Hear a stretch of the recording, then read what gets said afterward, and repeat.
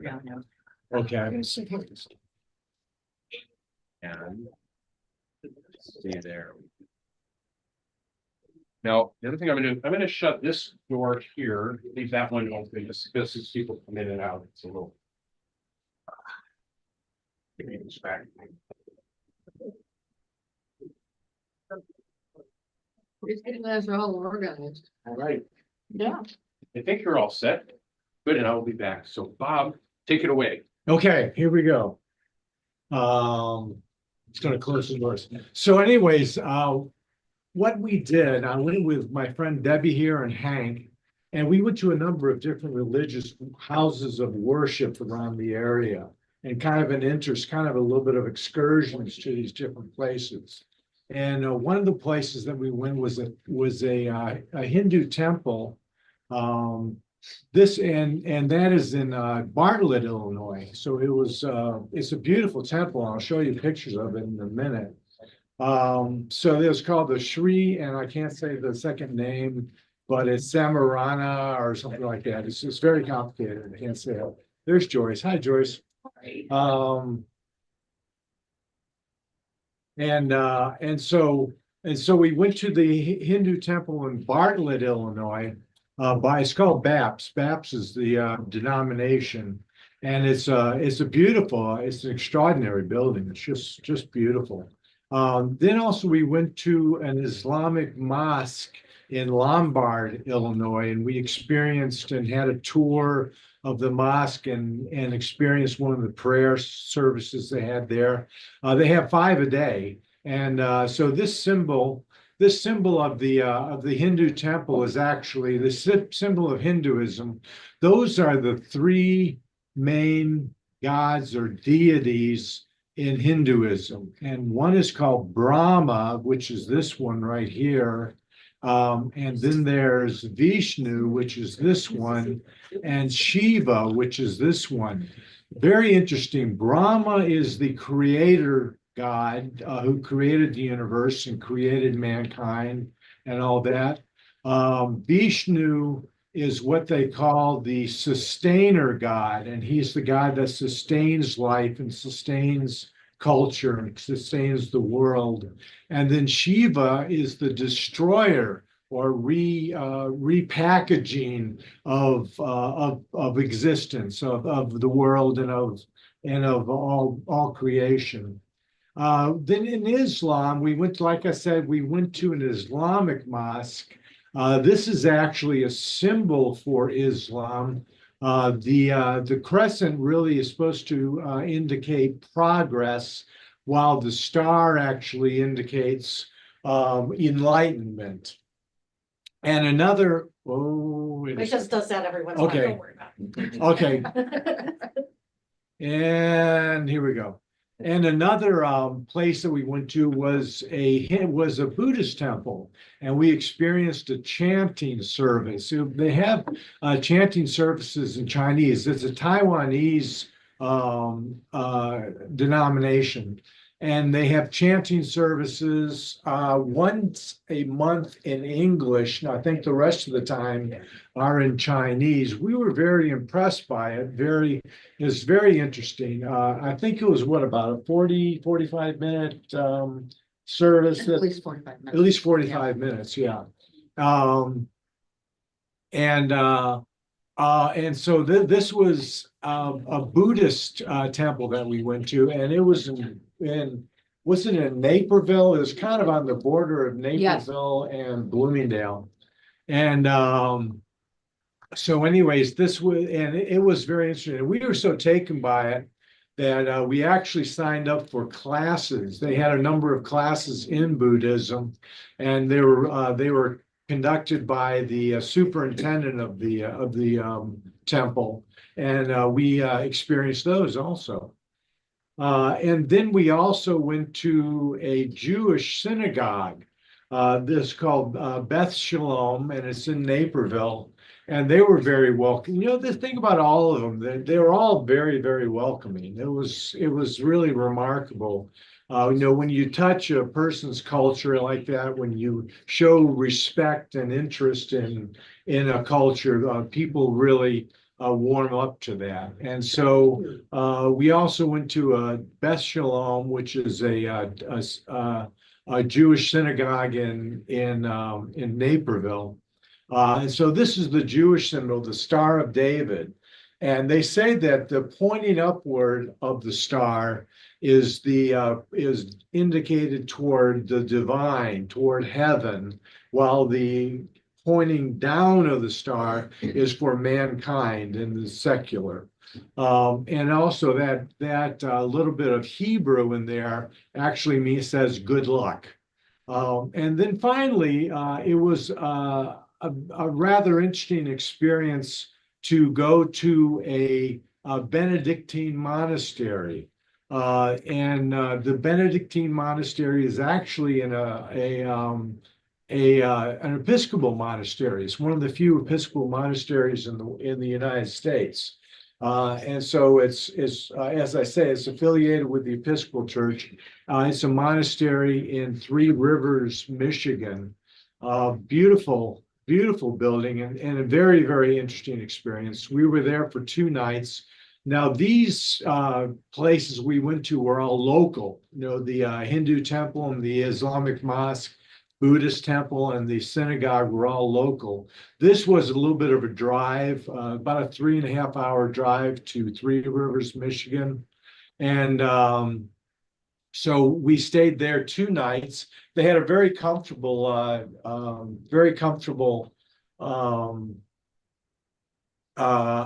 guest house that we stayed in, and so we stayed there and we lived the life of a monk for only 2 days, but it was a very interesting experience. So a little bit about the different religions that we visited as far as the size of those religions. Christianity is the largest religion in the world, and it's with 2.4 billion followers. It says Christianity is the largest religion with various denominations such as Catholicism, Protestantism, and Eastern Orthodoxy. Islam just behind, which I think it was a little bit of a surprise to me. It might be a surprise to other people, that it has 1.9 billion followers. Islam is the second largest religion, primarily divided between Sunni and Shia sects, which sometimes are rivals, as you well know. Then Hinduism is the next largest religion at 1.3 billion followers. Hinduism is practiced predominantly in India and Nepal. It is the third largest religion with a wide variety of beliefs and practices. Buddhism, down there a little bit more as the fourth largest religion. Buddhism was originated in India, is widely practiced in East Asia, Southeast Asia, and parts of South Asia. And then Judaism, which is kind of surprising, but compared to the other religions is very small, only 14.7 million followers. But Judaism is the religion of the Jewish people, is concentrated primarily in Israel and the United States. So let me see here. So anyways, these were the religious venues that we visited. The first one I'm going to talk about is BAPS, which is the name of the denomination, and Shri, and I'm not very good at pronouncing these names, as you all would expect. They're kind of difficult to pronounce, but this is Swami Naranya Mandir in Bartlett, Illinois. A mandir is actually the temple itself. It's the temple where the different sacred shrines and murti and statues and all that are all housed. They're housed in this big mandir. A mandir can be small also. It's just a a little something you might have in your house, a little structure with the murti. Murti is like a statue or a form of a deity. A little bit of murti. So the Sri Swami Narayana Mandir in Bartlett, Swami Narayana is one of the gods that this particular BAPS denomination worships. And so as you see in a second, it's an avatar for Vishnu. It's an avatar for the Trimurti that I spoke of a minute ago, and that's in Mandir, that's in Bartlett, Illinois. And so to kind of show you this, as I said before, these are the Trimurti of Hinduism, the three major deities, and on the left there is Brahma, the creator god, responsible for the creation of the universe and all beings. That's this one. And here is Vishnu, the preserver or protector of the universe, who maintains order and harmony. And this is the third one here is Sri Shiva, the destroyer or transformer, responsible for the destruction necessary for regeneration and renewal. I think it's kind of fascinating that they have three gods: the creator, the sustainer, and the destroyer, that are the major deities in their religion. This is actually, if you can imagine this, this is actually the temple itself. The temple is in the background here, and this, I'm not sure what you would call this, but this is the entrance to the temple. So you can go to Bartlett, Illinois on Highway 59 and turn right as you're heading north, turn right, and there's this beautiful, terrific looking mandir and structures there. And so this is another picture of the temple itself, of the mandir. And so it was actually built in India. It's Italian marble, was imported to India. The temple was actually built in India and then was deconstructed stone by stone, brought to the United States and reconstructed as here in Bartlett. Now, there are several denominations of BAPS around the country. I think there's one in New York and California and other places. I think there are 4 or 5 different ones. But as you can see, it's really a remarkable thing. And Debbie and Hank, I want to interject here about some of their experiences going to the BAPS. Can you say anything, Debbie? What really impressed me was it's a community there. It's just not a place for people to come and worship. There's like a preschool, and then there's like a gymnasium, a track. They have like a food program where they carve fruits and vegetables to look like flowers, or so it's really a community. Yeah, it's a community, and next to the mandir there is also a visitor center or a recreation center. If you go into the temple, you can see some of this is actually inside the mandir itself. And the carvings are just fantastic. They're really, really remarkable. What did you think about the carvings, Debbie? They were unbelievable, very intricate. The next time I go there, I'm gonna have to ask, when they deconstructed, how small were the pieces? Because it had to be a major project Oh. to reconstruct it when it got here. I visited the Hindu temple in Aurora. Not anywhere like that. Nothing that intricate. I have been there Yeah, years ago. No, it's not like this. no. Mhm. Yeah, and so the artists, and this is all hand carved. And the artists cost much, are, did it? are good. Huh? This didn't cost much, did it? No, that's what I was thinking. There is definitely a lot of wealth that's involved with this.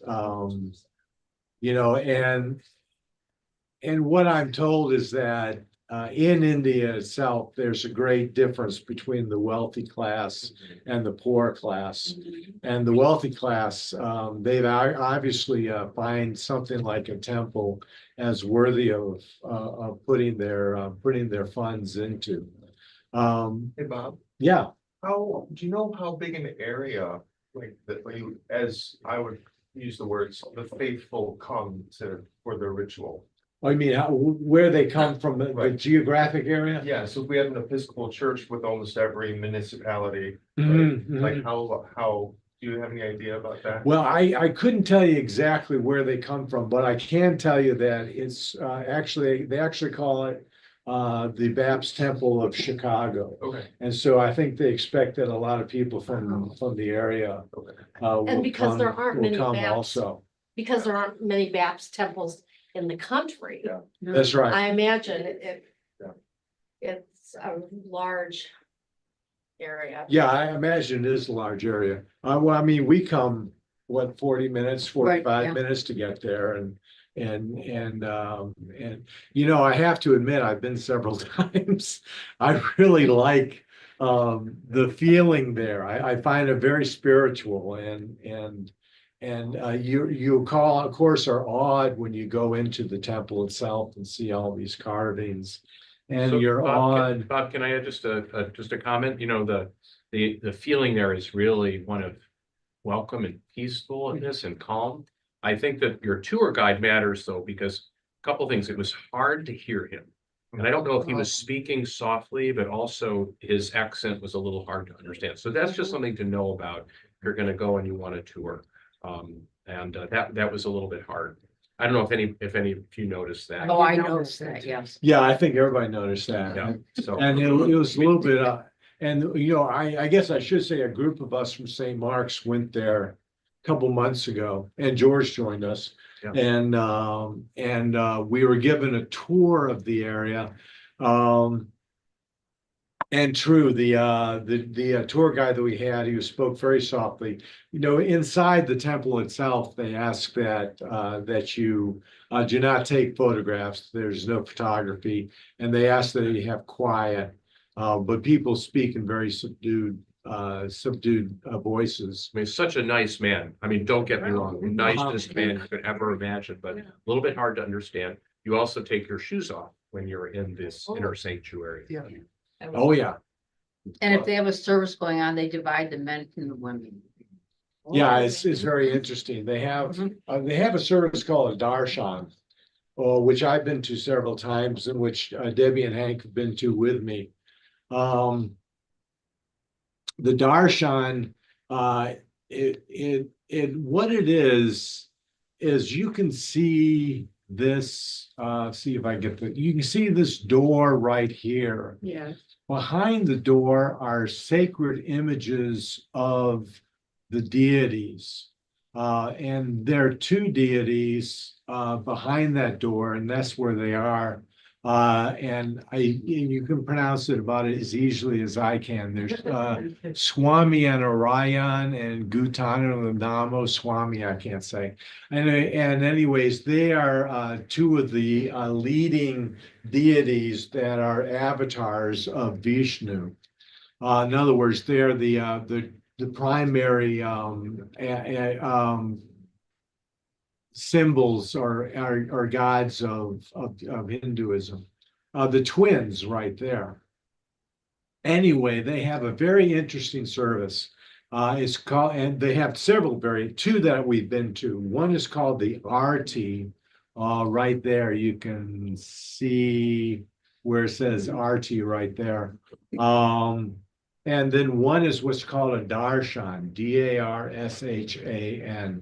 They happen daily. The darshan is at 11:15 in the morning and about I think 4:30 in the afternoon. The darshan is a very interesting concept. As I said, there are these alcoves, and behind these alcoves are these deities, which you can see right here. This is the alcove opened up. And when they open up the alcove, you behold the deities. And there is a blessing that is had by simply beholding the deities.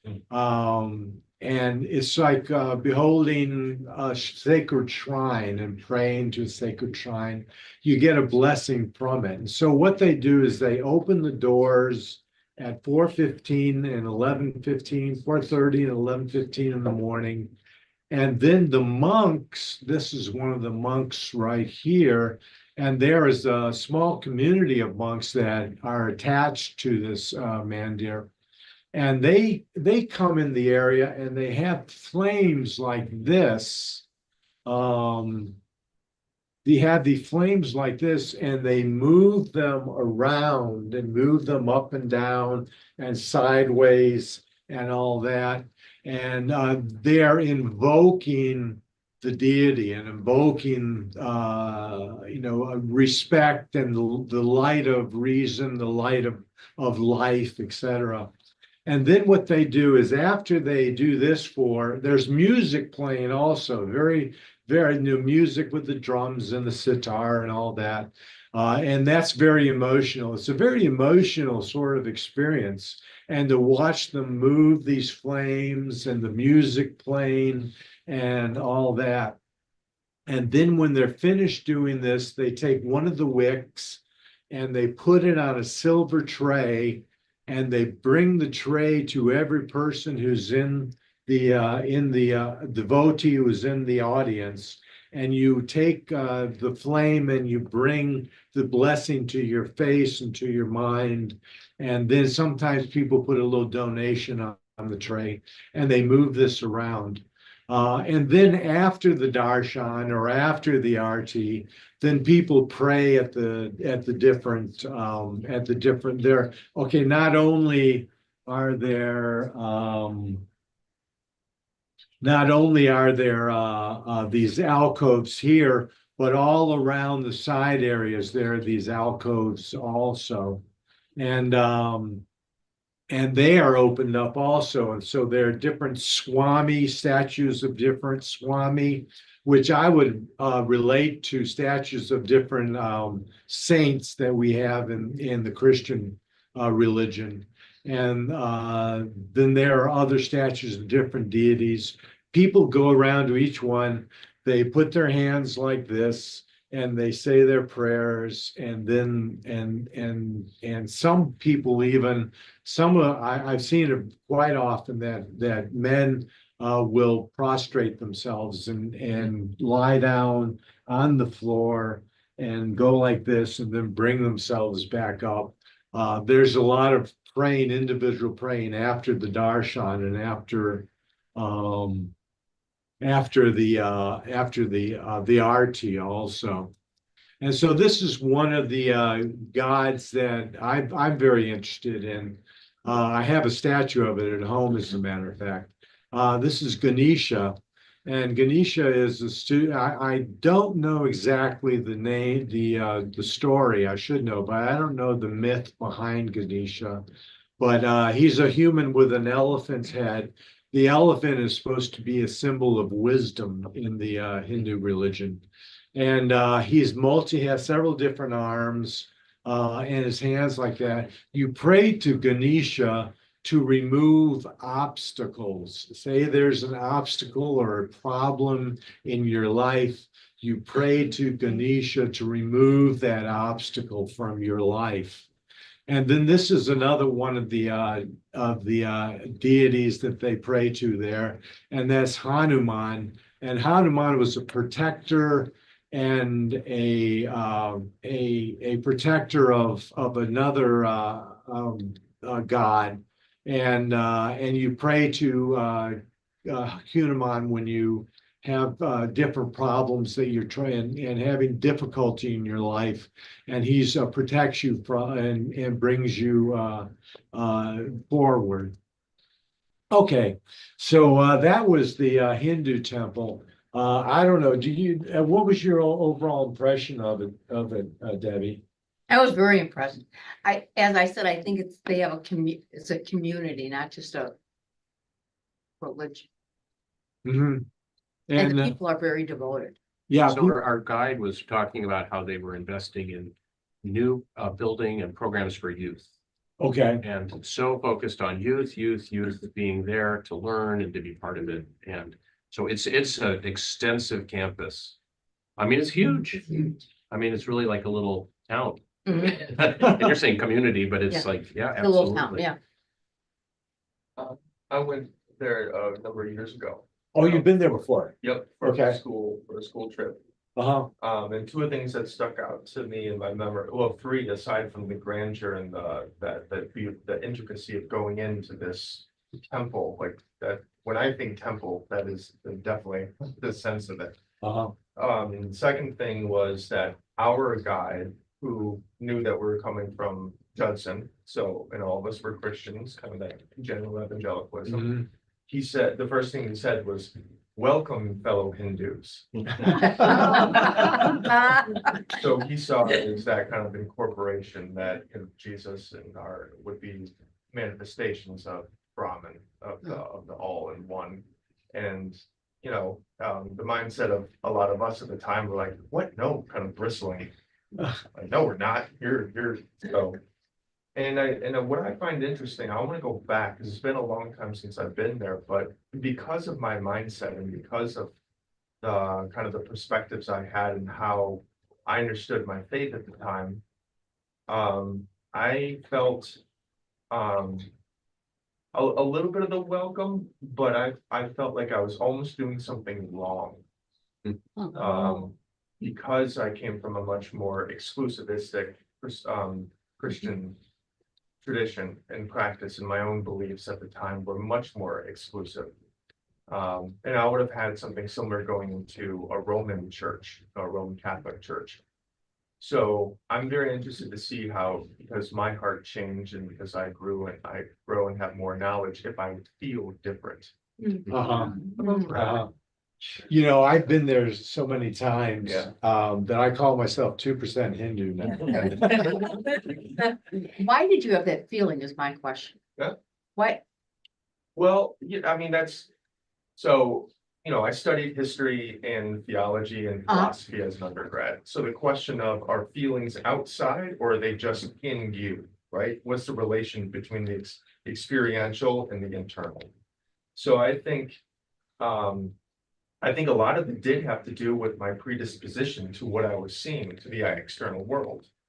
Because that judgment would not just apply to another religion, it would apply to another person's lifestyle. Like I was not queer affirming at the time. So my saying, oh, you're nice, God loves you, but you're living in sin kind of mindset. So Well, A and lot of remember, that. Josh was a college student. He was much younger Yeah. when he visited. I know David took college students to the Hindu temple in Aurora, and some of them had that kind of, like, you're trying to Scary. make me believe something that I don't believe, rather than, oh, this is a learning experience. I mean, I think it's just, you know, if you're 18 or 19, how you look at the world and how you look at experiences, I think it's different. Well, and I think some people still from Mhm. a conservative religious experience, I know, I was in Haiti and not Haiti, Mexico, and they had a shaman and he was doing a service, and my son-in-law like backed off because thou shalt have no other gods before me. So if you're going to a temple like that, and I'm sure that's how you felt, like, right. you know, I'm Yeah. being sinful, Yeah. yeah, and that's how I also was trained, yeah. Yeah, I think that's very much a common experience. I tell you what my personal feeling is. I respect the deities and I respect them and I'm willing to pray to them.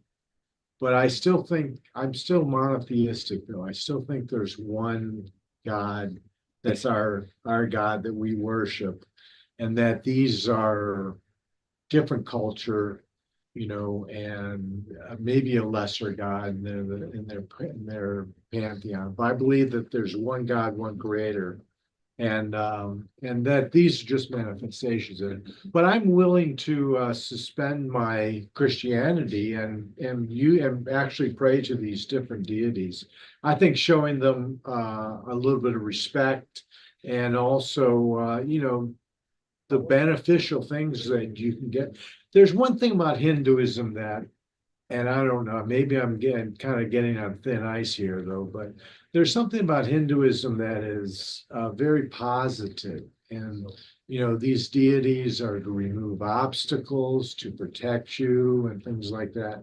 Where Christianity, there is something that's a little bit sad about Christianity. We talk about crucifixion, we talk about we talk about redemption also. We talk about, and Christ rising from the dead. But there's something a little bit sad about Christianity, where my feeling about Hinduism is that there's a very positive sort of feeling to it. I don't know, I might be, completely off base there, but that was sort of my feeling. Next we went to a Buddhist temple, but here Masjid, and I don't know if I'm pronouncing that right, Dar es Salaam in Lombard. It's a Islamic mosque. As I said, this is the Islamic symbol of Islam. This is the crescent, which is to represent progress, and this is the star to represent enlightenment. And there are several tenets of the Islamic faith, and one of them is that a person who is Islamic, Muslim, should visit Mecca once in their lifetime, at least make a pilgrimage to Mecca. I just thought that this slide was very interesting. You see the mass of people that make their pilgrimage to Mecca. But anyways, this is the mosque that we went to. And it's, like I said, it's in Lombard. They have the minarets and this part, which is called I've got it down right here. It's called a musalla, Musalla. This is a musalla right here. It's their prayer room. And as you can see, each place where a devotee or a Muslim prays is delineated by these little areas. And when they have the service, and we went to one of the services, we sat in the back in chairs. We didn't actually do the prostrate, and we didn't actually sit up with them. But each one of these places is where they position themselves. Debbie will tell you a little bit about her feelings about going to the service, because she actually did not go. Once again, women were separated from. That was my first question. Yes, yeah. Yeah, that was my first question. Thank you. Yeah, and it's for men only. Was there not a place? Yeah, for there was a women? separate chapel. There's a Oh, it separate, wasn't even in the same room? No. it's in a Because different part of, We did we went up to Northbrook, some people from St. Mark's, and went to a mosque, and the women were in the same room, but it was kind of cordoned off. And then, but No, No. separate building, separate. Oh. I building. can actually show you, here's a diagram of their mosque. This is the Masala, which you just saw a second ago. That's this one right here. This is the women's Masala right here. So you see it's separate. Mhm. And we actually didn't go in there, but Debbie was, what else did you do to kind of respect the religion? Do you remember? Oh, I covered my head. Yeah. Mhm. I think you have to respect other people's religions, just like I would expect them to respect my religion. They had an open house a few years ago. And they were very welcome. I went to it and they were very welcoming and they wrote our names for us. I live probably less than a mile from there. And my neighborhood is mostly Islamic. Okay. And they have a Because they go- school there as well. Mhm. Mhm. Yeah, and that's why a lot of the people there are in my neighborhood. Right. Because it's easy for their children to go to Yeah. school. That's right. They also have a huge library for advanced learning, Well, so I was amazed at how big it is. you gotta be physically fit. To actually do it, Did yes. they not, when the women went, you went and they went down and knelt and Yes. prayed and then got and stood up, you Yes. know, and I'm like, I don't think I can do that. That would be hard. Yeah, I mean, they do a lot of, and also in Ramadan, they do not eat from Right. sunrise to Right, sunset. that's They correct, yes. fast. And they bring me gifts. My neighbors bring me gifts. Oh, They bring me really? food every year. Do they How really? lovely. Yeah. Goodness, how nice. Because part of their philosophy is to be kind to seniors and to be kind to other people. Wonderful.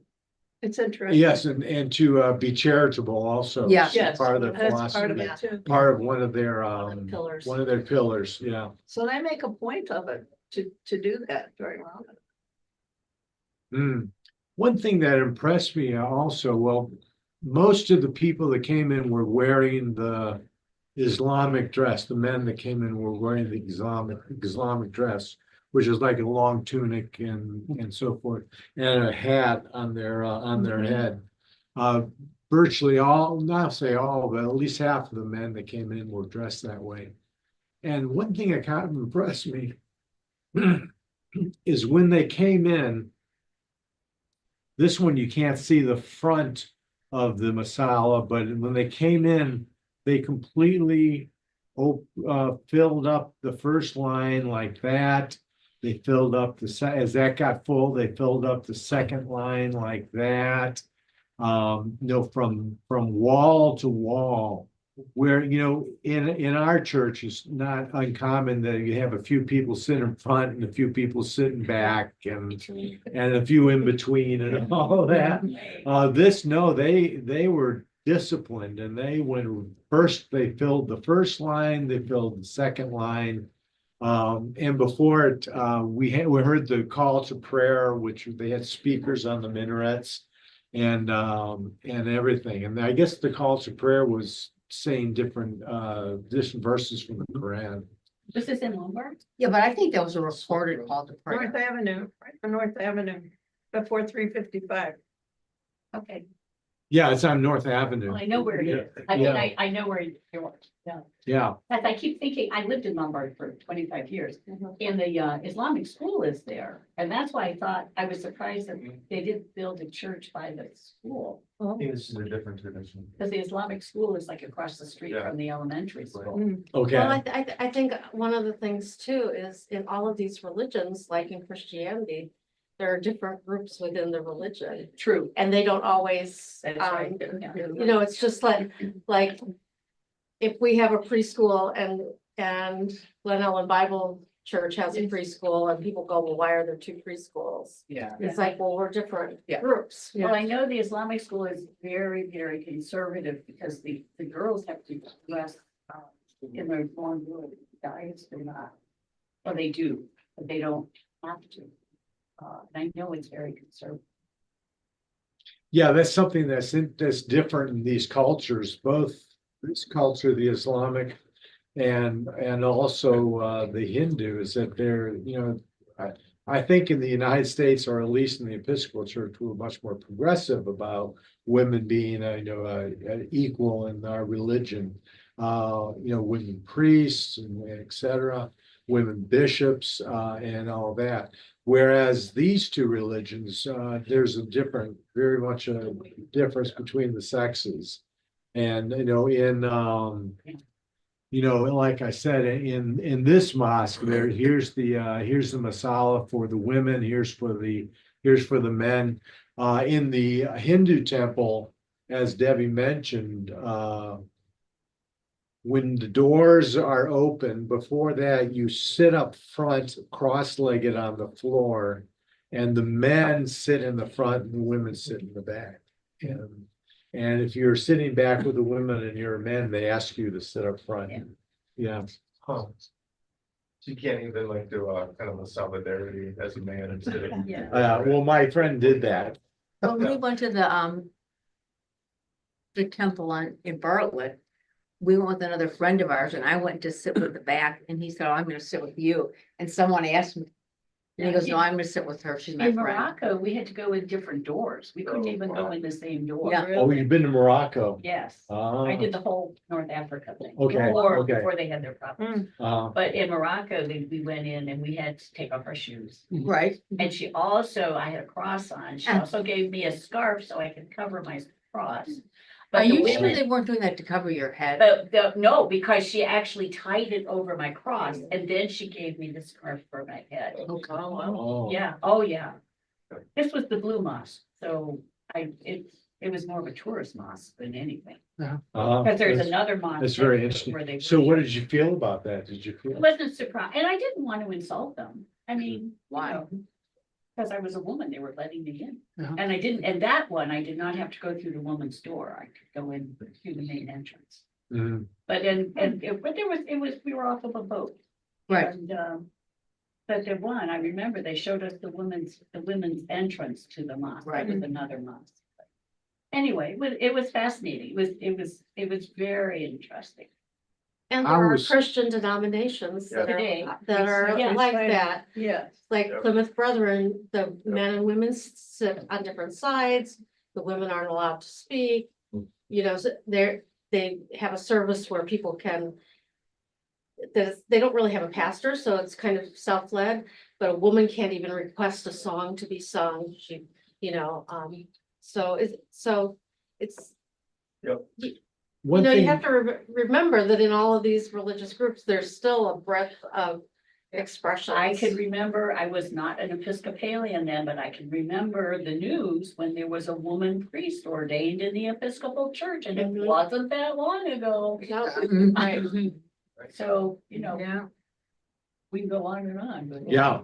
And one thing also that struck me about this is that the devotees or whatever were very disciplined. Did you kind of get the sense? Oh, that they were definitely disciplined. They were definitely were very devoted. disciplined. Very As I said, devoted. they went up and they filled the whole line one, and then they filled the whole line two.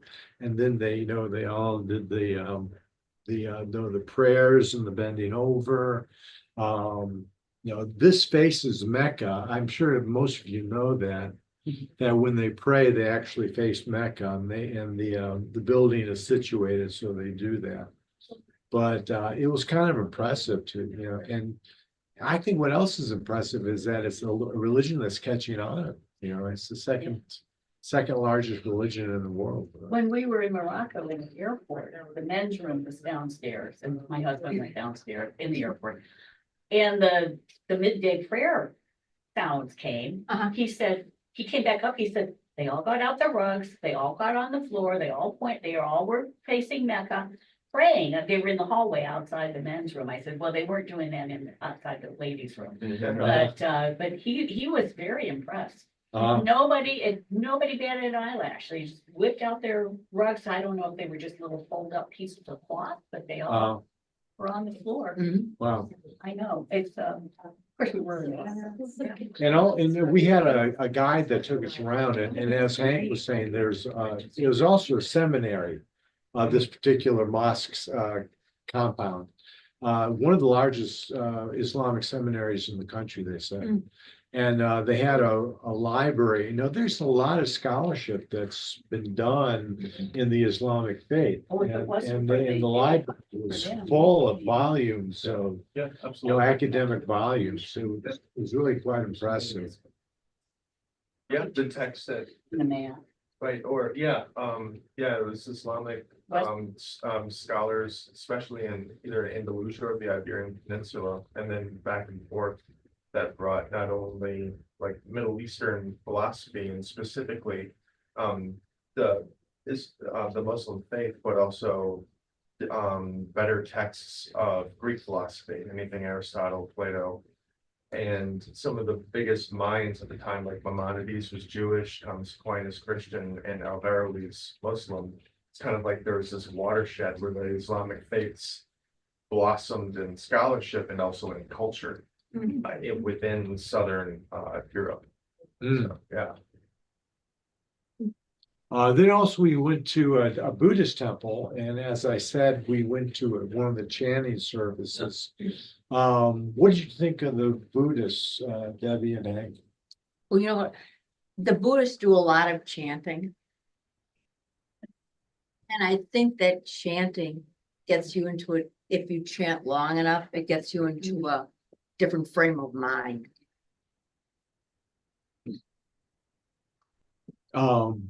Yeah, and so it was now in contrast to the Hindu temple. This is the Buddhist temple that we went to. Is very humble, and so it was very interesting, and we were interested in learning more about it. So we actually took a class that they offered. We went to class several times, and then on the inside of the temple, it's rather ornate, and this is their, I don't know if you call it an altar, or this is the front of their praying area or their chanting area. I guess I don't know if they pray or not, to be honest with you, but Buddhism is not a religion in the sense that they worship Buddha. As you all probably know, it's really a philosophy of life, and a philosophy of good behavior, of following Dharma, which is the moral way to live. Let me see here. And then we went to Congregation Beth Shalom, which was very interesting also. This is the building, very modern. This is the one thing that struck me about Beth Shalom was that there was a lot of singing. Did you? Yes, there was a lot of singing, yes. Yeah, did you notice that? Yeah, there was a lot of singing. We're kind of getting toward the end here.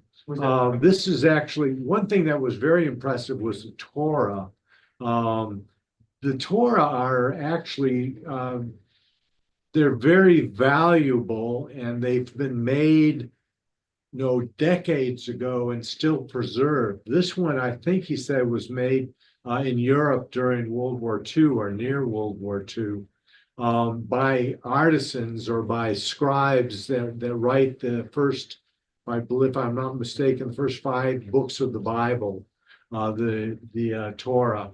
And this is the man that showed us the Torah, and he actually sang some of it for us. It was very interesting. The last place I want to talk about, which Can I say something about, I just have Yeah. to say this. So after their service, Bob and I were staying there talking to the rabbi, and he knew he knew what we were coming to observe service. And he said the largest group of Jewish people are, did they say atheist or agnostic? agnostic, I think. Agnostic. Yeah, Yes, Uh-huh. yes. agnostic. That's the largest growing group of Jewish people are agnostic. Yeah, so Judaism in a way is a culture and Yes, it identity, is more of a culture. culture and Interesting. identity. We and Beth, Debbie, Hank, and I have a good friend who's Jewish that we walk with on and have dinner with.